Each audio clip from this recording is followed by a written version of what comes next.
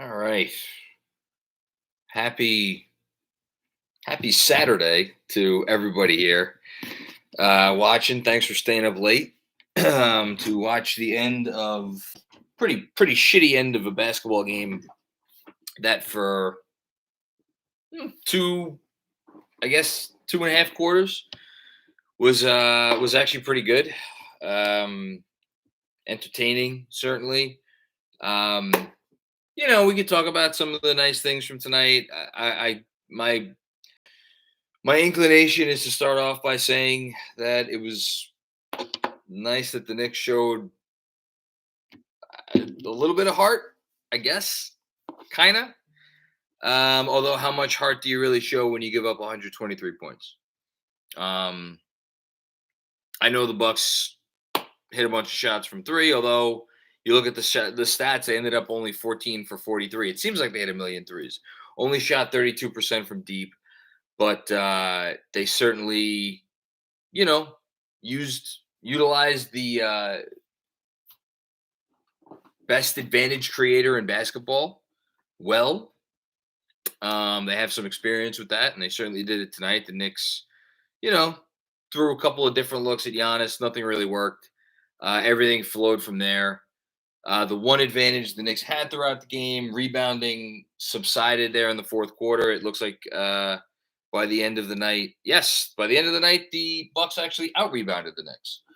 And of course came up with every big rebound when they needed to. There were moments the Knicks offense looked good. There were moments the Knicks starting offense looked good.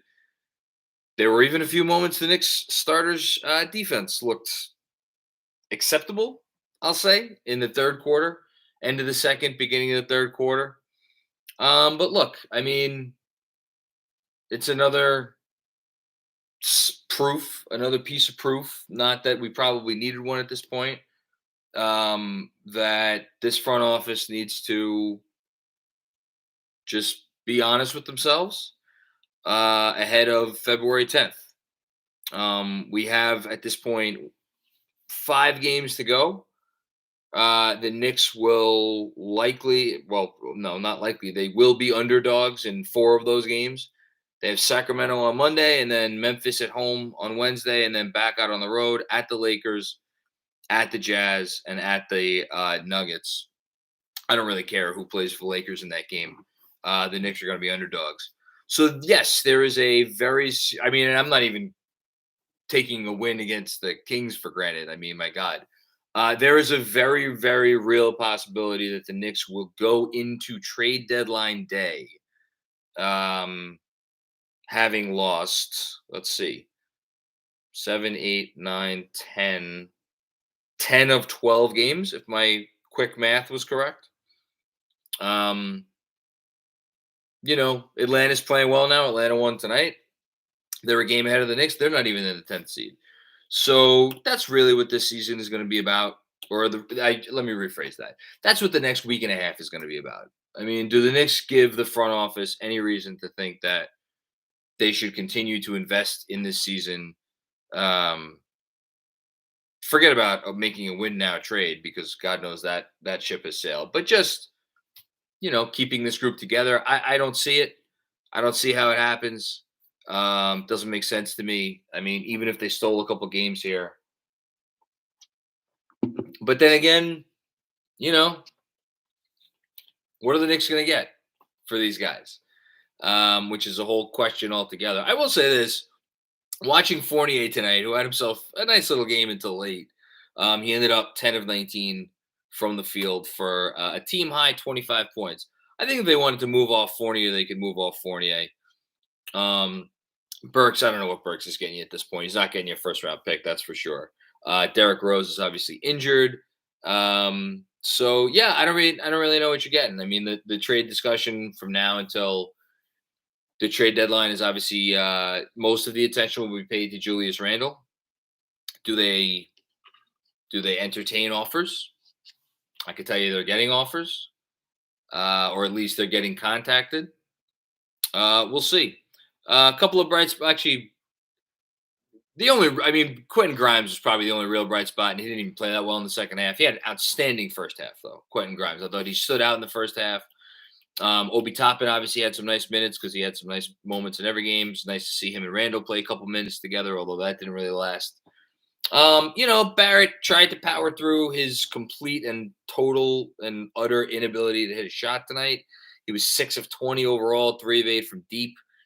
Did have 23 points. Got to the foul line. You like to see that. He's been getting to the line a lot more. You take the positives where they are. Kemba, a couple nice moments, but it's the same old with this team. I don't really know that there's anything new at this point. You want to tell me that the starters had a couple minutes where they looked like they were on the verge of putting it together? All right. It's game 50. What does that mean to you going forward? If you're the front office, I think maybe a few ships have sailed. Let's I see JD here. Get the likes up for Ivy season. I'm not gonna lie. The first thing I looked at before I hopped on here was how high in the ping pong ball race can we get? We'll see. All right, first let's get to some super chats, and we're probably not gonna be on here for too long. Ryan Huang, what's going on, Ryan? It's good to see you. The kids are the culture and need to play more. It's time to swap Soup Randall. Oh, Soup Randall. Yes, the perpetual soup, the continuous soup. To Soup Randall and another vet. Bring back Barnes and Picks and give Obi and Cam more time. I'll tell you, Obi does something every game. He does something every game that makes you wonder, what would he look like given more time? He had that he split the double there, or he got the hesitation dribble, and then he drove for that really, really pretty bucket tonight. And there's like a moment or two like that every game that just makes you say, all right, like, look, he's not going to draw doubles like Randall. He's not the rebounder that Randall is. He's not the physical presence that Randall is, and quite frankly, for a lot of tonight, Randall, I thought he was actually pretty good on defense. Crazy as that is to say. But Obi, he's a blur, brings you a lot of energy. He's a hell of a lot more unpredictable than Randall on offense in a good way. I still believe in the shot. Maybe that's crazy of me. And he tries his ass off on defense every possession. There's no inconsistency from him on defense. You know exactly what you're going to get. You're going to get some good. You're going to get some bad. But, you know what you're going to get from him. What can they get for Randall? I don't know. I mean, the Barnes trade is the most obvious. The Barnes trade has been the most obvious trade in my mind for 2 months. Jeremy just texted me. Started using soup as a verb movement on my tombstone. Amen to that, Jeremy. Anyway, yeah. The Barnes trade is Randall to Sacramento for Barnes and hopefully something else. Although at this point, I really am not convinced they'd give you much else. It's always been the most obvious trade to me. Desperate team looking to shake things up. Fidgety owner. Randall's still a sexy name. I don't know. Do they do that? Do the Knicks do that? I'm not convinced the Knicks do that, to be honest with you. We'll see. Robert McGinley, what's going on, Robert? Good to see you. Thanks for coming. I think the urgency to trade Randall has been ratcheted up. If he continues to play at this level, I worry we won't be able to move him at all. They'll be able to move him. I am convinced of that because at the end of the day, and I'll have something on this in the newsletter this week that I started writing before. He is still a guy that, first of all, if you put him on a team with a stretch five, I don't want to say he becomes a different player, but he becomes a hell of a lot more dangerous player on offense. Because even tonight we saw Randall. I mean, I obviously didn't play a good game. He had 4 turnovers, 5 turnovers, 4 turnovers to 3 assists. He was good on the boards. Didn't hit a shot from outside. It feels like he had the one baseline jumper that was a throwback to last season. Other than that, he didn't hit a shot from outside. But when he gets going downhill, he's like Russell Westbrook at this point, right? He's a guy that when he puts his mind to it and you got the right lineup configuration out there, he could still do some damage. Again, you kind of need a stretch five, but even if you don't have a stretch five, if you put him in there and kind of use him in sort of that New Orleans role, if you put him at center, maybe like there are teams who are gonna look at him and they're gonna say, all right, even if we play him 25 minutes a night, even if he supports our bench units and he's our third option on in as a starter with the starting five, will he buy into that? I don't know. But at the money, the crazy thing is at the money, a team could look at him and say like, all right, it's a lot for a third option, but if he buys in, and then does he buy in? That's the question. So I'm not too worried about his value cratering. I think anybody looking at this season, if this season continues to go poorly, they'll probably just say like, look, let's just get him out of New York and see what he is on a different team. I mean, shit. There's a bidding war for Ben Simmons, and Ben Simmons was a guy who passed up a layup, most important moment of his life. And there are teams that want to give up everything to get him. Someone will pay you to get Randall. That's why I maintain the Knicks aren't going to give him away. The Knicks are going to want something back. I don't know. Again, I have no idea what the something is or how high the price will be, but they're going to want something. And if I would still bet on it being an off-season thing. Kevin Danishevsky, what's going on, Kev? Julius can no longer be on this team. I'd literally give him up for Gallo. Wow. Gallo, I was watching a little bit of the Hawks game. Gallo had a nice night. He went on a little run, and he looked pretty good. I want to see what his stat. I bet he scored more points than Randall tonight. Hold on, I'm looking it up right now. You got me interested now. Hawks are put it together. Man, it seems a million years ago that we were all sitting here, rolling around in our own filth, laughing it up when we beat Atlanta, and they were whatever they were, 4 or 5 games behind us at that point. How things been since then, man? Whew, boy. And I had a feeling that night. I'm like, let's be careful with this. That team's still very talented. Gallo, of course, 5 for 5 from the field tonight. 1 for 1 from deep. 14 points, couple rebounds. What was his plus minus? I have to look that up as well.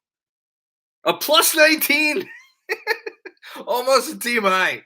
Almost a team high, plus 19 for Gallo. You know what? I don't know. Does Atlanta make that trade? Meanwhile, Randall was minus 12. Yeah, I don't know.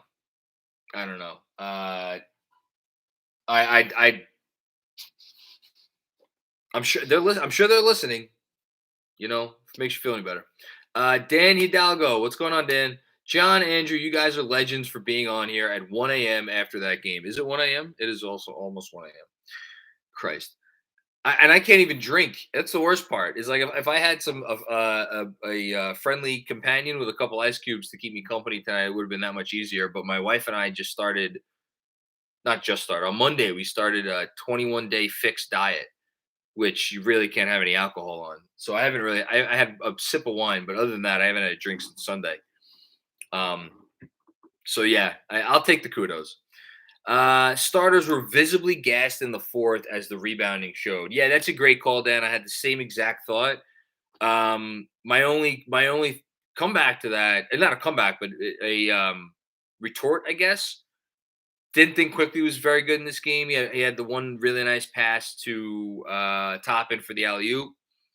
But I thought Quickly was not really. This is not a great matchup for Quickly. A lot of his dribbling was kind of going nowhere, and he threw a couple of grenades there at the end of possessions, which you don't love. His shot was a little off. His shot's been off, so he wasn't great. Burks, I mean, I'm not going to pile on Burks, but Burks obviously has not been good. Noel, I don't know what the situation was there. Did he hurt his hand? I didn't have a problem with Mitch coming back, and Mitch didn't play that many minutes. So really, you're just talking about Toppin and Grimes. And he clearly thought Grimes did not have it in the second half that he had in the first half. And like, who's Grimes staying in for? Grimes probably staying in for RJ, right? Because you're not going to take out Fournier because Fournier is your best offensive player. So I didn't mind him being in. So then it's like, do I want to have Grimes in for RJ? Probably not. Probably trust my guy there. I didn't mind that. And then it's basically, Kemba. who also did not play that many minutes. Only played 30 minutes tonight. And then Randall, again, you know, I'd say this. I got a little excited when I saw Toppin in there with all the starters. I was like, I wonder if he rolls with this for like 5 minutes, and he rolled with it for like a minute. That would have been nice to see that, but yeah. Okay. Sorry, the super chat occasionally does this, but I will. Oh, here we go. All right. Here we go. Back on track. Yes, Mello from Toronto. Mac, you already know Randall's agent told him to put out that fake interview. That, by the way, that interview. If anybody didn't catch it today, Fred Katz had it up, a bunch of stuff from it on the from the Athletic. Popper had it on Newsday. Boy, some gems in there. I'm not giving up on this team. I still want to be here. I sent a text to I was going to tweet it out. I didn't. I sent it as a text to our text chain with the in response to the line like, "I'm not giving up on this situation yet." Was me saying I'm going to give Ana de Armas her distance. Yeah, it's tough, but I'm going to give her. I'm going to give her some room. You know, it's the right thing to do. I mean, God bless him. The Stones to say the team feeds off my energy. Yeah, that was my favorite personal line from this one. Anyway, more Mello from Toronto. Play the young guys. Randall's mentality's cooked and it can't recover. Yeah. I don't disagree. Hush Zoo. Randall wasn't bad, but he wasn't good. Yeah, I actually don't think this was one of like he's had so many terrible games. This actually wasn't one of his worst games. I thought his defense was pretty good, and on offense, like I thought Bondi actually put it well in his tweet. That's why I retweeted it. That Randall was kind of trying to let it come to him, but like that's the thing, right? Is like he's so in a bad place right now where his response to the Miami game was like, all right, I'm going to be even more unselfish and I'm going to try to like play within the flow of the offense even more. And he tried that. He did do that. He only took 9 shots, but he just struggles to play that way. The turnovers were not good. It's not good. Anyway, can't believe I have to say that about our $140 million player. Yeah. Kemba just a traffic cone on defense. Yes. I mean, he tries, but yes, he's a traffic cone. February 10th couldn't come any sooner. The Kemba situation fascinates me because, again, and yes, this is me being critical of Tibbs. Tibbs is so stubborn, and I don't know if it's for the worse because again, like for all the calls of like start quickly, like quickly's been, he has his moments. But is a, there's a reliability factor there, at least on offense. Obviously not on defense. And with Rose kind of uncertain, I wonder how much is some sentiment, at least with Tibbs. It's not up to Tibbs; it's up to the front office. But I wonder how much Tibbs is pushing for, like, I want to keep Kemba just in case. Again, nothing would shock me. That said, I hope they find him a new home. Kevin Danishevsky with another one. Thanks again, Kev. I'm on the keep Fournier train. I might be on that train with you. It depends what they get. I'm not giving up an asset to trade him. That's for sure. I actually get really excited when they played him and Grimes together. Grimes' defense and Fournier's drive game work. I mean, the biggest thing for me is I'd love to see Fournier on a team without Randall. I think he would look really interesting on a team without Randall, and maybe with a different sort of player. Maybe, and I'm not even saying that they've meshed horribly. They haven't meshed well, but like I still think Fournier is a decent player. His defense is maddening sometimes. I will say that though. It's so hot and cold defensively. Um, Bad eyesight. I got a trade, but I'm not sure if the math works. I can tell you if the math works. Kemba and Burks to Utah, Ingles to Minnesota. So I don't think that works because I'm pretty sure Ingles makes too much money, or sorry, makes not enough money because Kemba's at 8 and change, and Burks is at, I'm pretty sure, a little bit close to 10. So you're at my God, it's late. I can't add.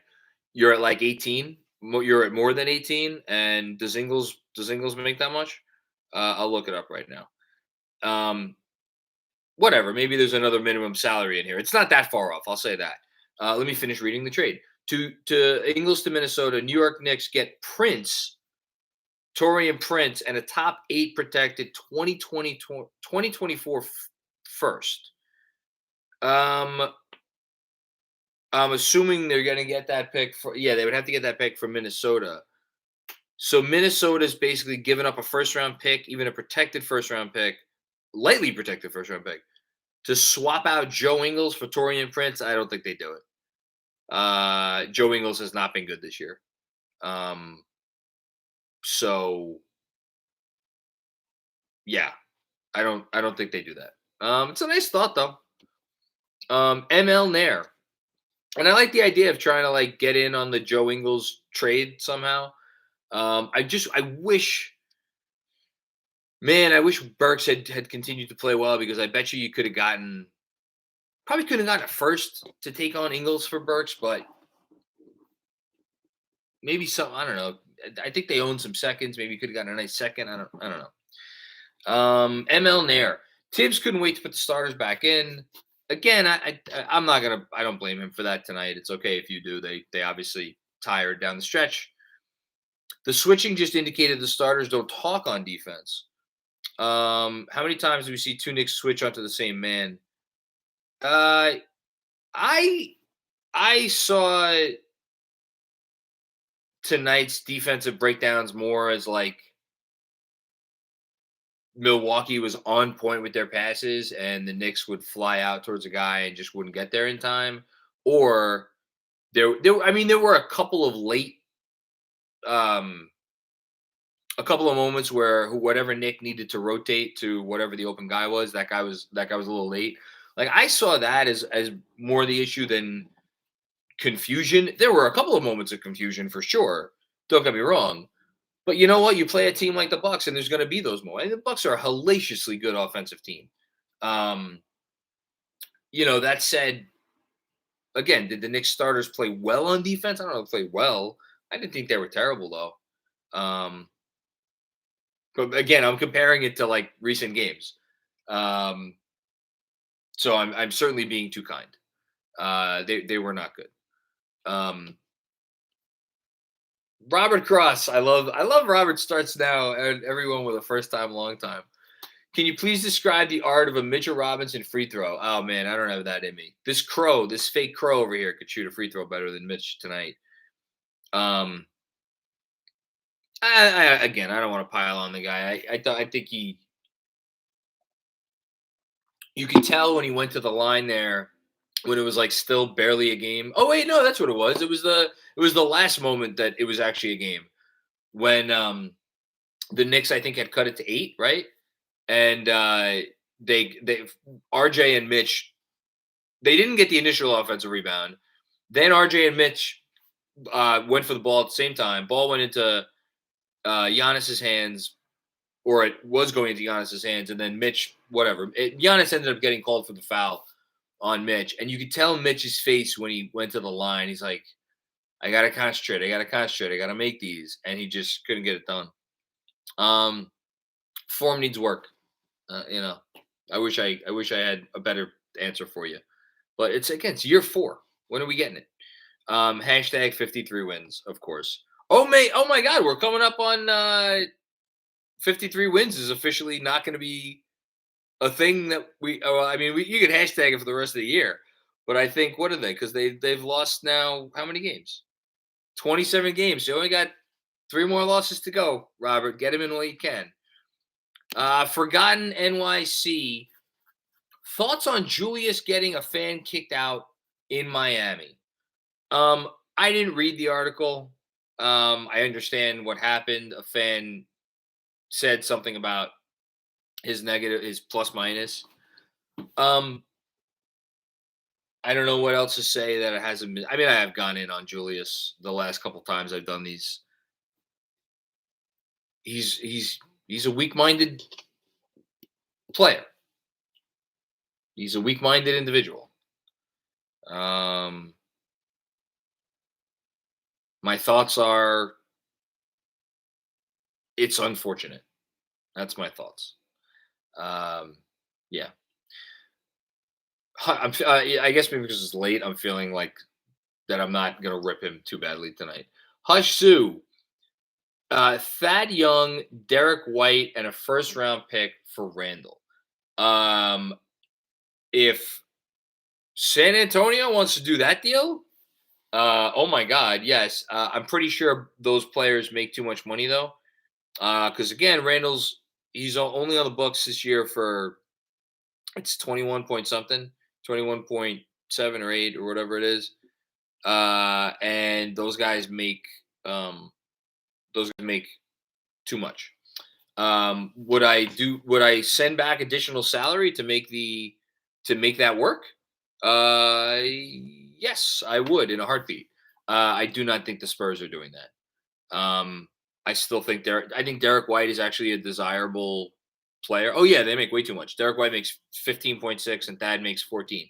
Yeah, so it would need to be like Randall and Kemba or Randall and Burks. I don't know why San Antonio would want anything to do with Julius Randle. Honestly, I don't even think they'd do that trade if it was no first round pick involved. I don't think they would do White and Thad Young for Randall. That may seem crazy, but I'm not convinced that they would do that. Frank Miranda. Mac, it's your boy Frank from Patreon. What's going on, Frank? How you doing? Randall is playing like he wants his wife sipping on foam lattes while watching a Sacramento sunrise. Oh my goodness gracious. There's a lot of trades that could be worked out with the Kings. It's a lot of trades. Just salary wise. So again, there would need to be picks involved in these things, but like you could do Randall for Hield straight up. You could do Randall for Barnes straight up. You could do Randall for Bagley and Tristan Thompson. That works under the cap. You could do Randall for Bagley and Holmes, although I don't know why the Knicks would do that.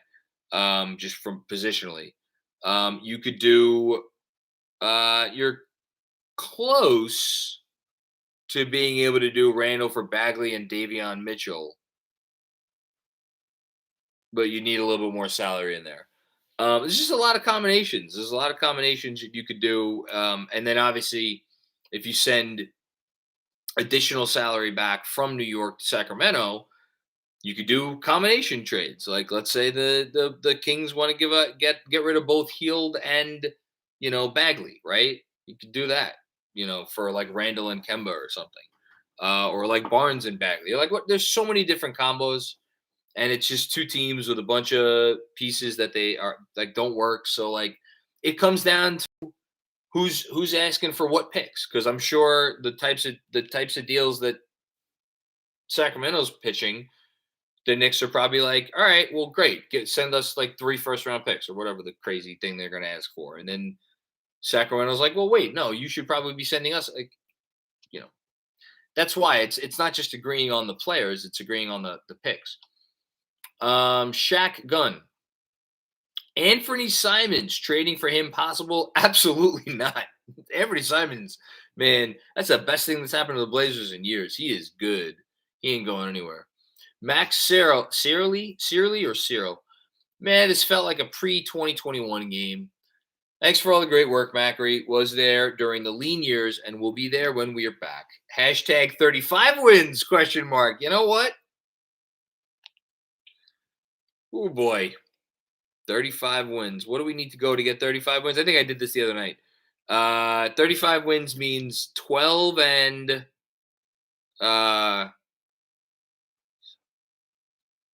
20.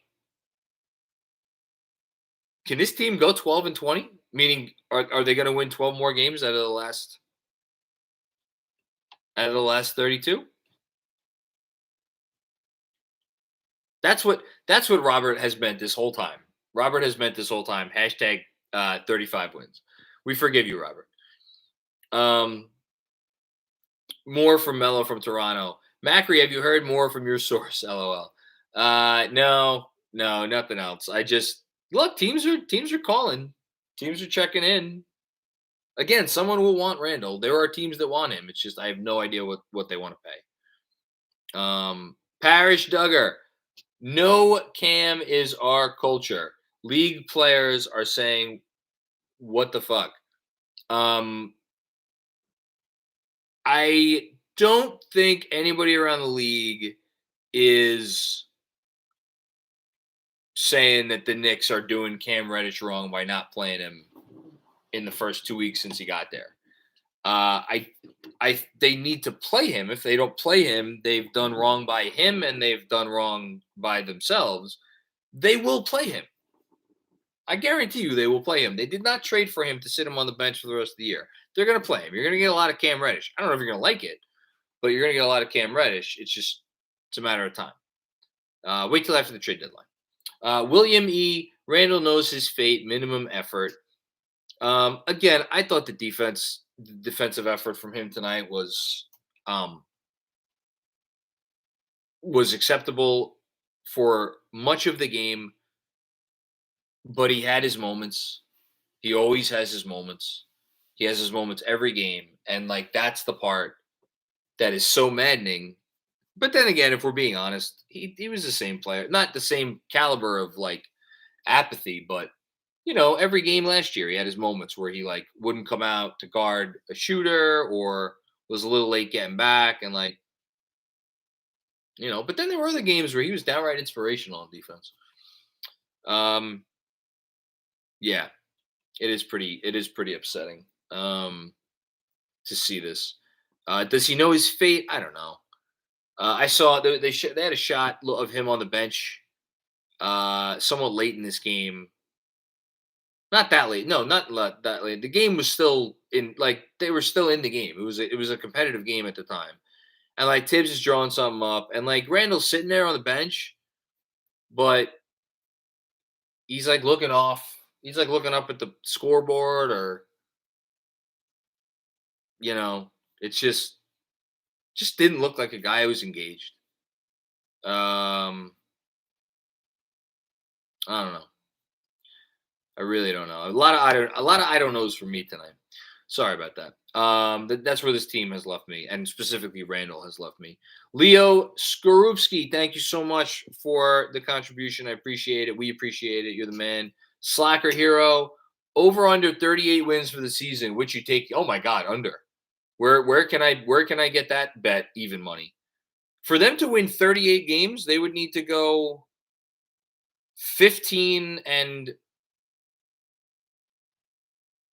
12, right? No. Sorry, my math is off. 46, 15, and 19? So then maybe my math was off before. I don't know. Again, it's very late. I apologize. No, hold on. 38 wins, so that means 38 and 44. They have 27 losses, so 44, 27, 17. 15 and 17. No, I'm not losing my mind. 15 and 17. Can they go 15 and 17? I mean, I guess they can. I don't think they will. I'm taking the under. Anthony Sixto. Tibbs is my guy, but upping the three and over reliance on read react approach isn't working. When given proper sets to run, they've shown execution. KYP.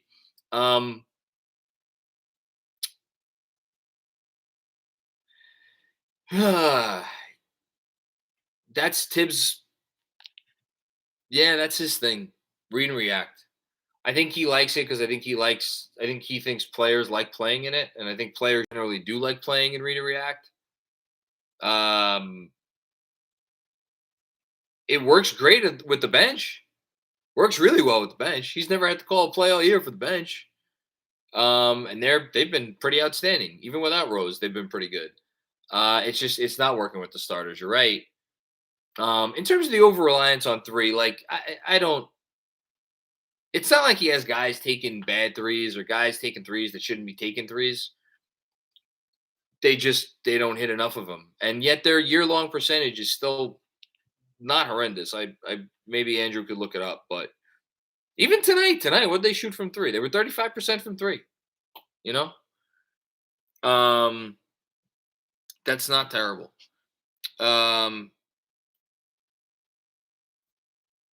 Kevin Danishevsky, did you consider Gallo for your top 75? I did. He was in the top 75. He was in maybe he was in the 60s, I think. Pretty sure he was in the 60s. He made it though. I was not leaving Gallo off. Gallo like, you know, Gallo had a stretch as a second-year player here that was like as good as or better than any stretch RJ Barrett had over his first 2 years. RJ Barrett made the top 75. Hell yeah. Gallo was an easy inclusion. Towards the bottom, but he was an easy inclusion. Mello from Toronto with another one. Thank you for the contributions. We appreciate it, man. That moment when Randall didn't grab that offensive board at the end of the game, that right there spoke louder to me than any Randall interview.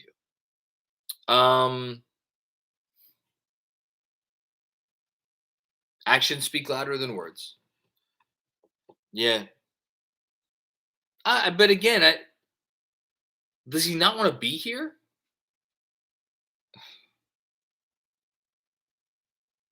Like, would he really? Does he want to be in Sacramento? Oh God, what a maddening player! What an absolutely maddening player!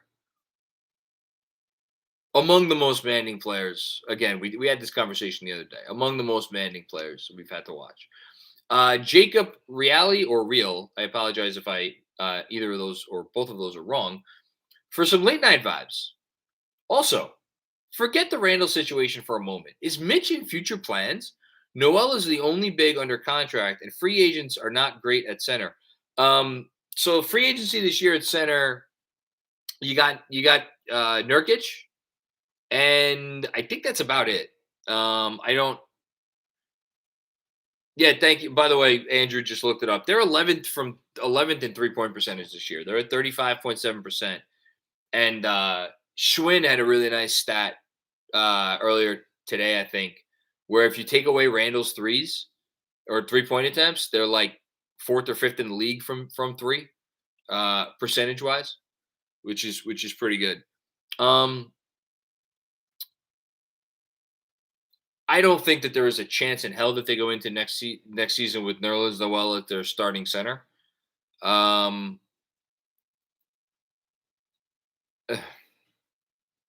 Is Mitch in their future plans? I think they want to upgrade the position. I think in their perfect world, they would be able to trade. I mean, I'll say it. I still think they probably want Turner, and I think Turner probably wants to be here. I don't know. Is that going to happen before the deadline? Is that something to look at this summer? Will Turner get traded somewhere else? I mean, the draft. I mean, I got to say it. The draft is filled with a lot of good bigs up at the top. Is Mitch still in their future plans? I really don't know. I wish I knew.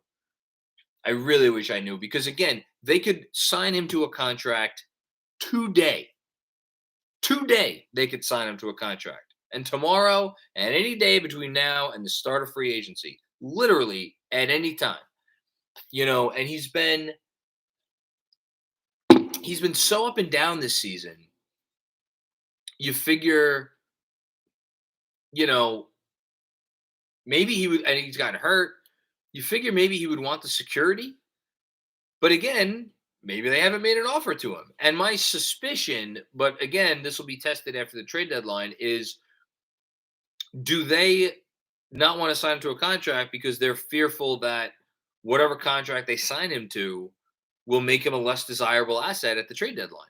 At least now they could trade him to a team, and whatever that team is that gets him, they could sign him to a contract extension the moment they get him. which is a nice little thing. And so I'll get those likes up for the Obi Hive. Got a couple more super chats, but I'm gonna hit up the Forgotten NYC has another one. Tibbs alluded to trades coming up to open up minutes for Cam in the post game. I apologize, I didn't see it. I haven't gotten any notifications of anything from any of the beat guys from the post game presser, but I will take your word for it. I mean, the writing's on the wall. You know, I keep saying they're not going to make trades just to make trades, but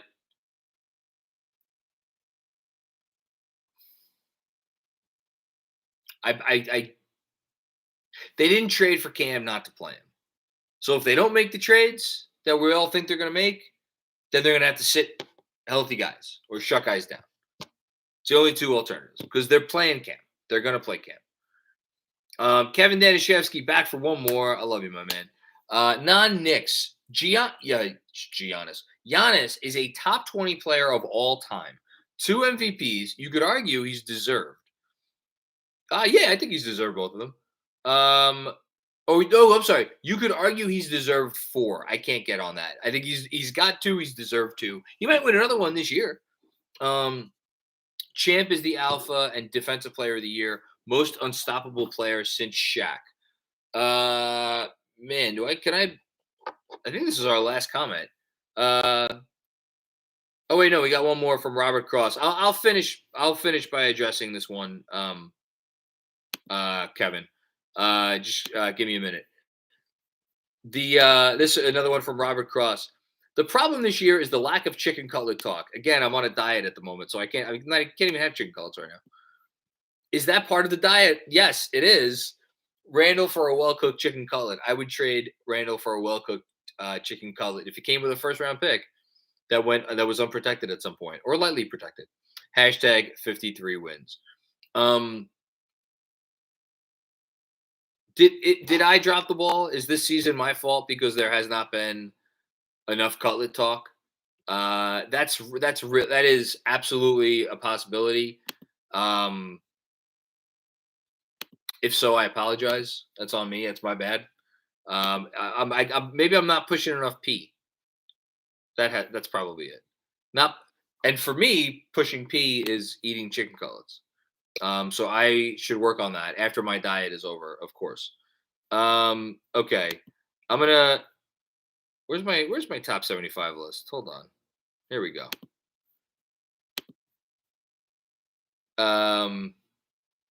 I see a lot of Jaden Ivey talk in the chat. I love me some Jaden Ivey. Hey, we got Fuddy here. Fuddy, I don't feel bad that you're here because it's only it's 10:30 on the West Coast. Cutlets are for winners. All right, so I think as it stands right now, I'm not gonna go down the road of like if Giannis wins the championship this year because we'll cross that bridge when we come to it. Right now, Giannis is definitely below. What I have is like the no doubt about it top 15, which is in some order. Jordan, Kareem, LeBron, Russell, Wilt, Larry, Magic, Duncan, Shaq, Kobe, KD, Oscar, Steph, Hakeem, Moses. So to get Giannis in the top 20, you are talking about putting him ahead of at least 5 of the following names. Or sorry, no more. You're talking about putting him ahead of at least 5 of the following names. No, at least 6 of the following names. Julius Erving, Jerry West, Elgin Baylor, Karl Malone, Charles Barkley, Kevin Garnett, Dirk Nowitzki, John Havlicek, Bob Pettit, and I'll either James Harden or Elvin Hayes probably for that last spot. I'm a little higher on Harden historically than other people. Probably slot Elvin Hayes. If you want to give me a little Bob Cousy there, you want to give me a little Isaiah Thomas there. But he needs to be ahead of at least 6 of those guys. I'm not putting him ahead of Julius Erving yet. I'm not putting him ahead of Jerry West yet. Elgin's so tough. And then you got Malone, Barkley, Garnett, Nowitzki. I mean, I know Barkley never won a ring, only won 1 MVP. Garnett only won 1 MVP, only won 1 ring.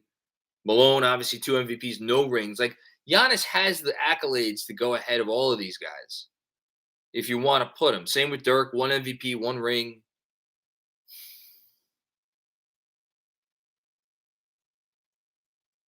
Sounds like he's in there.